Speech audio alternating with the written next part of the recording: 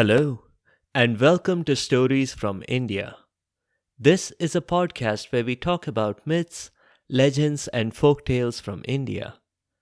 I am your host, Narad Muni, and I'm a mythological character myself. I have the gift of eternal life and knowledge of the past, the present, and the future. By profession, I'm a traveling musician and a storyteller. So the way I'm doing my job is by podcast. In this episode, we are talking about a real historical king, Krishnadevaraya. You might know about Krishnadevaraya from the Tenali Raman stories that we have covered before on this show. Despite what's in those stories, Krishnadevaraya was more than just a sidekick for Tenali Raman. Similar to how Akbar was more than just a sidekick for Birbal. Krishnadevaraya ruled over a pretty substantial part of the country. Let's dive right in. The story begins in Vijayanagar in the year 1491. Narasa Nayak was a general and a rather competent one.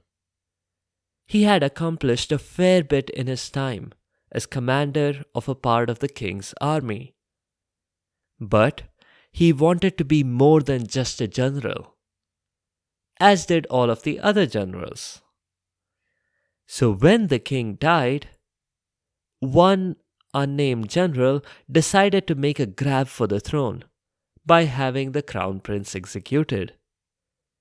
That didn't work out so well for that general. So much so that even his name has been forgotten. Narasa Nayak helped put the king's younger son on the throne instead. The new king was just a child, which suited Narasa Nayak perfectly, because it meant that he got to rule for real. The child king, Narasimharaya II, was practically a prisoner of Narasa Nayak. A few years later, it became easy for Narasa Nayak to formally become the king and to actually imprison Narasimharaya II. So there's a lesson here. That's one way to effectively take over a kingdom. Not by quick and direct frontal assault, but slowly over the years. This general turned king was rather powerful as king. He had his enemies on the back foot most of the time. But then, one of his enemies, Yusuf Adil Khan from a neighboring kingdom, changed things completely. Yusuf Adil Khan had been unable to defeat Narasa Nayak, and so he suggested a truce instead. It was a trap. Yusuf Adil Khan had Narasa Nayak and dozens of his ministers executed at what was meant to be a treaty signing. The news of the king's demise was a shock to Vijayanagar. Maybe one person was happy, Narasimharaya II, the child king who was no longer a king and no longer a child. But it's not clear what exactly happened to him. Some sources say that he was executed as well by the next king. Narasa Nayak had left behind 3 sons, and one of them was going to ascend to the throne, Veer Narasimharaya. He was choice number 1 because he was the eldest, but the citizens of Vijayanagar wondered if Krishnadevaraya would be next. Krishnadevaraya was Veer Narasimha's younger brother. According to people's perception, he was a very strong administrator. Still, it's not like the people got to vote or anything. What people admired about Krishnadevaraya a lot was that he was a very clever commander. He was known to outwit armies he was battling against. If you've seen the movie Braveheart and admired William Wallace's tactics in battle, which surprises opponents, those are the kind of things Krishnadevaraya did. He had spies in his rival armies who sent him secret messages informing him of their every move. Seems like ripe content for a blockbuster movie one day. Not too long after taking the throne, Veer Narasimha Rai fell sick. He was actually on his deathbed. He called over his Prime Minister to tell him something important. The Prime Minister was Timmarasu, but everyone called him Appaji, because Appa means father, and Timmarasu was a father figure to most who knew him. Appaji wasn't prepared for what the king was going to ask him. He knew that the king hadn't formally named a successor yet, and even though the lads down at the pub were offering bets on Veer Narasimha's 8-year-old boy, Appaji was confident that the kingdom would pass on to Krishnadevaraya. But he was soon going to find out that the king wasn't just physically sick.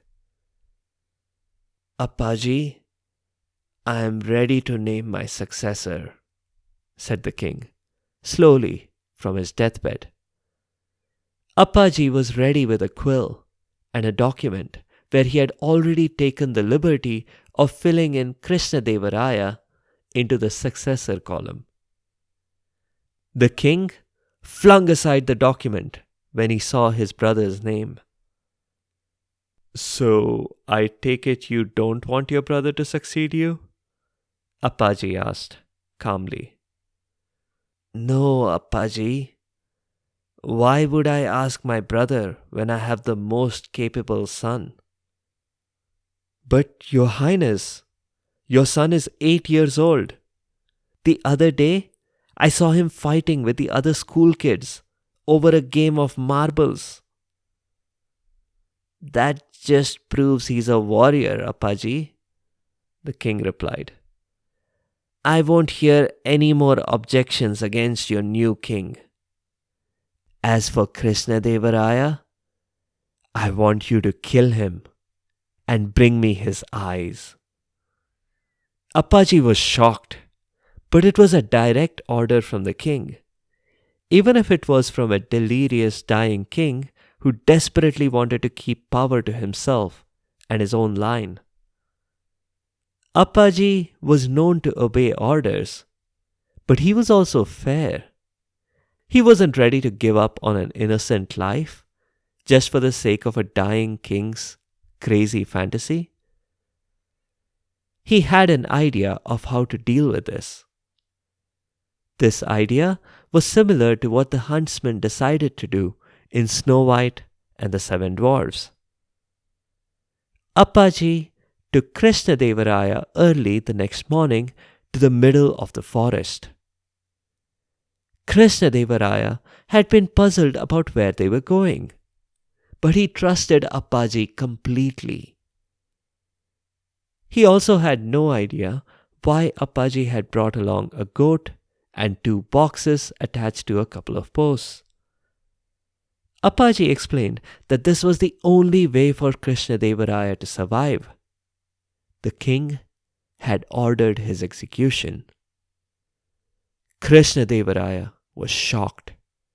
He wanted to go back and clarify things with his brother. There must have been a mistake. But Appaji's sincerity convinced him in the end. Krishnadevaraya agreed to go into hiding. But not for too long, hopefully. Appaji had 2 pieces of advice. That Krishnadevaraya subscribe to every newspaper he could get his hands on, so that he could stay updated on all the happenings in Vijayanagar. The second piece of advice was what these posts and boxes were all about. Quickly, they both dug the posts into the ground. Appaji explained that they could leave each other secret messages in these boxes. That's a brilliant idea, Appaji. I imagine in the future, everyone in the whole world will have a mailbox of their own.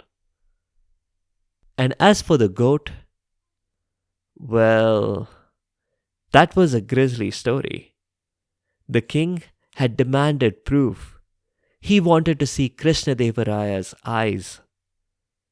Appaji figured a goat was a small price to pay to keep Krishnadevaraya alive.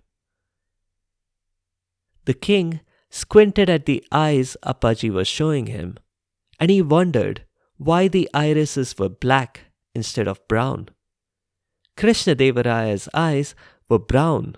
He knew that.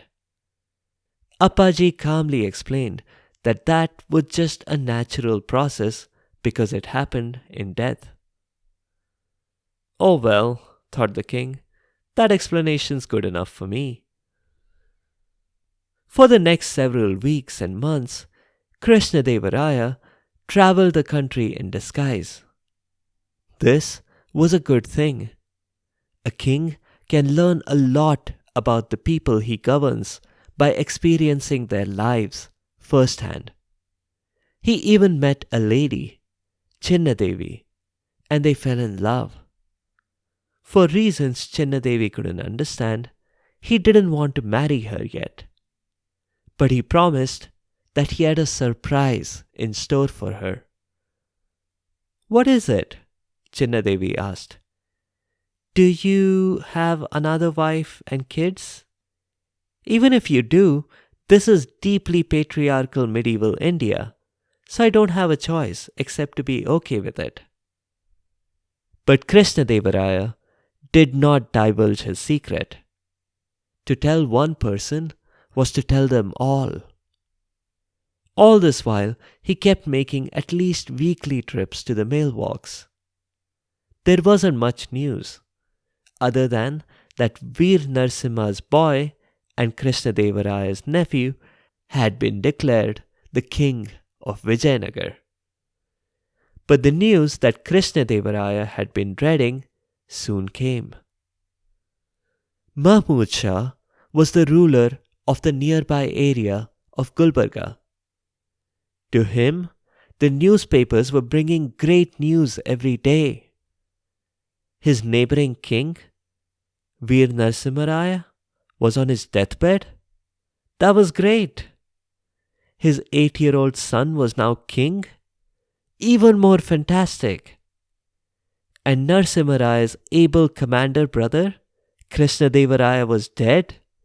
That was priceless. I don't see why I should not invade Vijayanagar, Mahmud Shah thought. I'd actually be doing them a favor.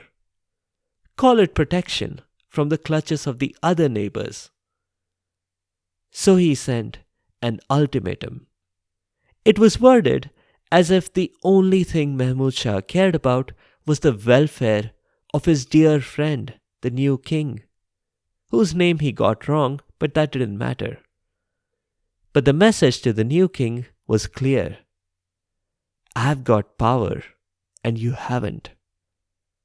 Appaji knew that the time had come to bring Krishnadevaraya back from the dead. Being a very clever politician, he waited until the citizens and other ministers were experiencing the correct amount of despair. Not the king, though. The king was busy commissioning more and more toys so that he and his elementary school friends could play with them. Like a magician pulling back a curtain to show that the tiger had magically reappeared in its cage, Appaji revealed to everyone that Krishnadevaraya had not actually died. He had been in hiding, secretly planning the kingdom's next move in defending itself. Krishnadevaraya, who was listening, grumbled something about politicians under his breath. But he stepped up and smiled and publicly agreed with Appaji as he greeted the surprised crowds. Yes, he had plans. The Gulbarga army was a pushover. He still had some spies there. He knew what they were planning and he knew exactly how to fight off this invasion. So that's precisely what happened. The morale of the invading Gulbarga forces took a heavy hit when they learned that Krishnadevaraya was still alive. The man was a legend. In fact, the Gulbarga army was trained on Krishnadevaraya's textbook on military strategy and military tactics. They couldn't imagine being able to survive a direct conflict with someone they admired. The battle was short and swift. Krishnadevaraya was seen as a hero, and when someone proposed that he should be king, there were no objections. Least of all from the current king, who was more than happy to go back to his game of marbles. Krishnadevaraya did marry Chinnadevi as well. She had loved him for who he was as a person when she didn't know he was going to be the future king. And Krishnadevaraya respected that. So you might think that everything was perfectly well and there were no problems at all. But in fact, a storm was brewing. You see, Vijayanagar attacked the neighboring kingdom of Kalinga and won. They made a deal though. Krishnadevaraya married the Kalinga king's daughter and returned back some of the lands he had conquered, everything to the east of the Krishna river. But the Kalinga king never forgot his disgrace. He decided to take revenge on the son-in-law that had been forced upon him. Krishnadevaraya's son was next in line to succeed his father to the throne. The boy had a major weakness. He loved sweets. Appaji indulged the boy in a sort of grandfatherly way. He would often fetch him some sweets from his own home, secretly, because the king might not approve. Krishnadevaraya was always urging his boy to go to the gym, to do warrior training classes, and so on. When the Kalinga spy, who was working for the queen, accidentally discovered Appaji's little secret, she was delighted. This was what her master had been waiting for. The maid knew everyone's habits, and so the next time she found out that Appaji was going to drop by with a fresh batch of jalebis, she sneaked into the boy's room and mixed a little powder into his nightly glass of water.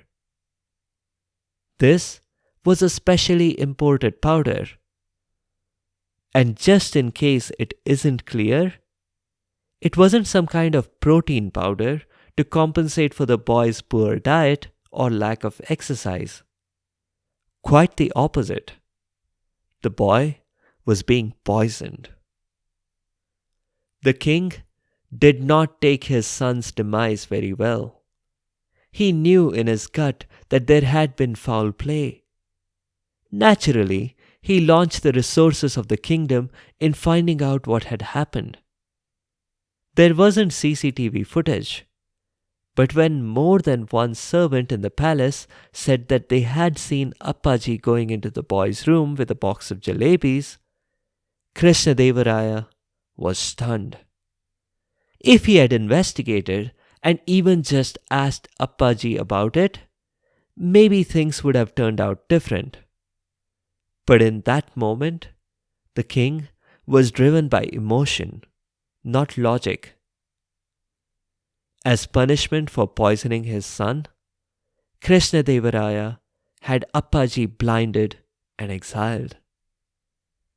They never really patched things up between them, even though the king found out what had really happened.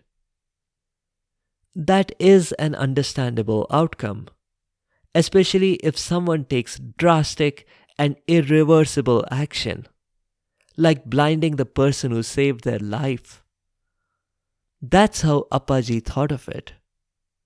He died in poverty, refusing any help at all from the king who had betrayed him so deeply. So that's Krishnadevaraya's story, with a tragic ending for a person close to him. In one of the earlier Tenali Raman stories, I've also described how Krishnadevaraya didn't get to say goodbye to his jester either. Raman had been bitten by a deadly snake, and he knew that he only had very little time to live. He dispatched an urgent message that he wanted the king to come to him to see him one last time. Tragically, the king thought this was another of Raman's jokes. He completely ignored the message. A few notes on the show. Krishnadevaraya is well known in Indian history as one of the greatest administrators. Though in popular culture, he is well remembered for his association with Tenali Raman. On the website, I've linked Tenali Raman stories we have covered before, so check them out. The kingdom of Vijayanagar was a very famous one. The monuments at Hampi, which was part of Vijayanagar, are designated a UNESCO World Heritage Site. One practice that Krishnadevaraya started was considered unusual at the time, but may have contributed to his military success. In recruiting new members to his army, he did not restrict them by religion. One of you listeners requested a folktale from Kerala, but we'll actually cover 2 of them next week. If you have comments or suggestions, or if there are particular stories you would like to hear, please do let me know by leaving a comment or a review on the site sfipodcast.com or tweet at sfipodcast. You can also find me on Instagram and Facebook. Be sure to subscribe to the show to get notified automatically of new episodes. A big thank you to each and every one of you for your continued support and your feedback. The music is from purpleplanet.com. That's purple-planet.com. Thanks for listening, and I'll see you next time.